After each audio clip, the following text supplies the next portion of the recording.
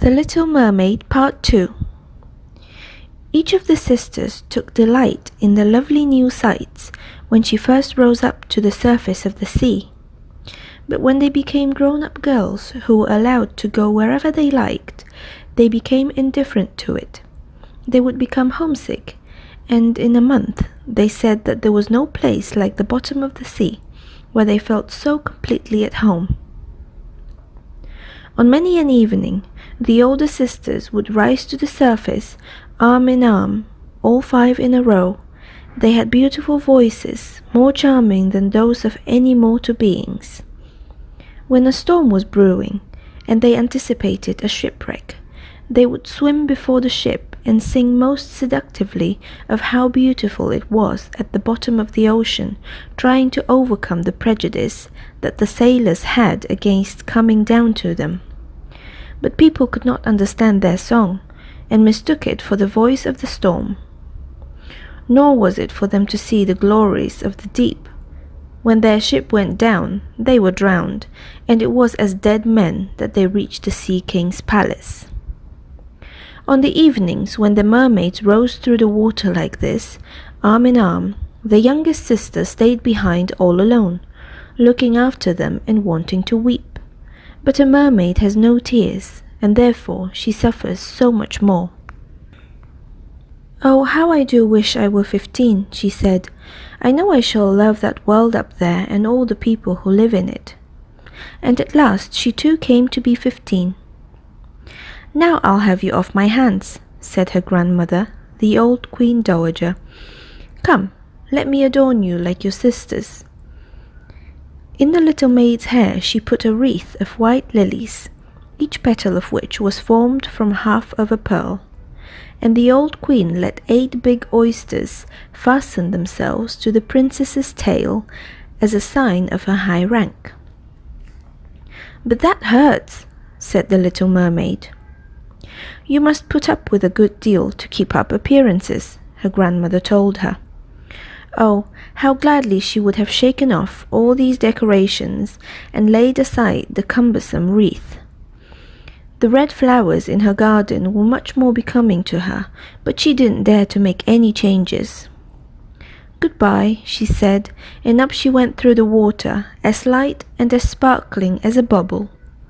The sun had just gone down when her head rose above the surface, but the clouds still shone like gold and roses, and in the delicately tinted sky sparkled the clear gleam of the evening star.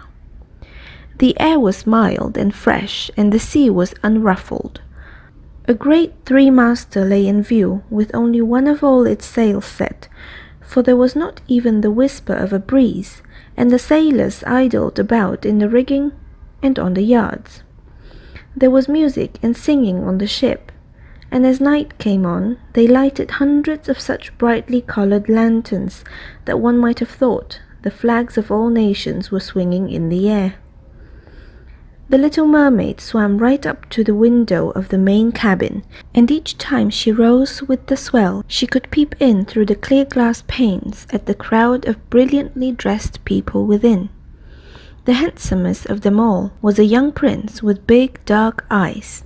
He could not be more than 16 years old. It was his birthday, and that was the reason for all the celebration. Up on deck the sailors were dancing, and when the prince appeared among them, 100 or more rockets flew through the air, making it as bright as day. These startled the little mermaid so badly that she ducked under the water. But she soon peeped up again, and then it seemed as if all the stars in the sky were falling around her. Never had she seen such fireworks. Great suns spun around, splendid firefish floated through the blue air, and all these things were mirrored in the crystal clear sea. It was so brilliantly bright that you could see every little rope of the ship, and the people could be seen distinctly. Oh, how handsome the young prince was! He laughed, and he smiled, and shook people by the hand, while the music rang out in the perfect evening. It got very late, but the little mermaid could not take her eyes off the ship and the handsome prince. The brightly colored lanterns were put out, no more rockets flew through the air, and no more cannon boomed. But there was a mutter and rumble deep down in the sea, and the swell kept bouncing her up so high that she could look into the cabin. Now the ship began to sail. Canvas after canvas was spread in the wind. The waves rose high, great clouds gathered, and lightning flashed in the distance. Ah, they were in for a terrible storm, and the mariners made haste to reef the sails. The tall ship pitched and rolled as it sped through the angry sea. The waves rose up like towering black mountains, as if they would break over the masthead, but the swan-like ship plunged into the valleys between such waves, and emerged to ride their lofty heights.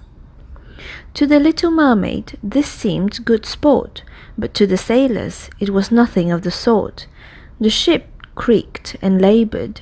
Thick timbers gave way under the heavy blows. Waves broke over the ship. The mainmast snapped in two like a reed. The ship listed over on its side, and water burst into the hold. Now the little mermaid saw that people were in peril, and that she herself must take care to avoid the beams and wreckage tossed about by the sea. One moment it would be black as pitch, and she couldn't see a thing. Next moment the lightning would flash so brightly that she could distinguish every soul on board. Everyone was looking out for himself as best he could. She watched closely for the young prince, and when the ship split in two, she saw him sink down in the sea. At first she was overjoyed that he would be with her, but then she recalled that human people could not live under the water, and he could only visit her father's palace as a dead man. No, he should not die. So she swam in among all the floating planks and beams, completely forgetting that they might crush her. She dived through the waves and rode their crests until at length she reached the young prince, who was no longer able to swim in that raging sea. His arms and legs were exhausted, his beautiful eyes were closing, and he would have died if the little mermaid had not come to help him. She held his head above water and let the waves take them wherever the waves went. At daybreak, when the storm was over, not a trace of the ship was in view. The sun rose out of the waters, red and bright, and its beams seemed to bring the glow of life back to the cheeks of the prince, but his eyes remained closed. The mermaid kissed his high and shapely forehead. As she stroked his wet hair in place, it seemed to her that he looked like that marble statue in her little garden.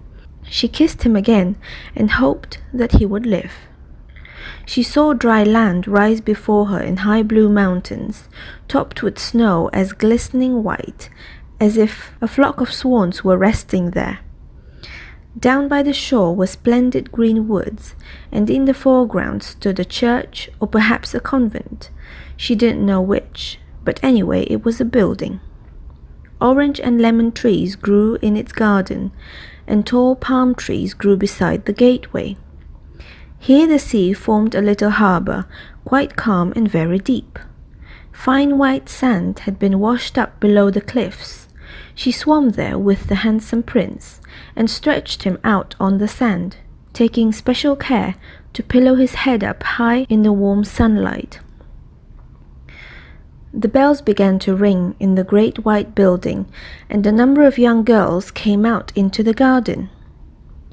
The little mermaid swam away behind some tall rocks that stuck out of the water. She covered her hair and her shoulders with foam so that no one could see her tiny face, and then she watched to see who would find the poor prince. In a little while, one of the young girls came upon him. She seemed frightened, but only for a minute. Then she called more people.